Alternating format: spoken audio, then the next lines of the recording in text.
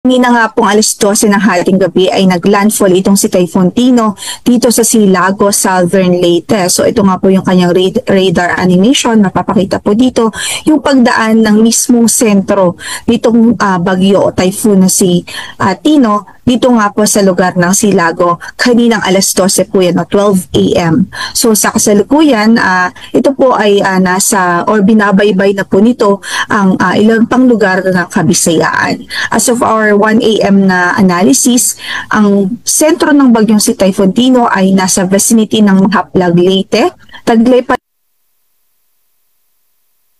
kilometers per hour near the center at ang pagbugso na umaabot na 205 kilometers per hour. So napakalakas pa rin ho nitong bagyo. Although naglandfall na po siya, halos na panatili po nito yung kanyang lakas ng hangin o yung maximum sustained winds, yung malakas na hangin nasa eyewall kung saan nakikita po natin o mararanasan natin yung pinakamalakas na hangin o parte ng bagyo kung saan ay nandoon yung maximum sustained winds. Ang kanyang pagkilos ay pakanduran at 30 kilometers per hour.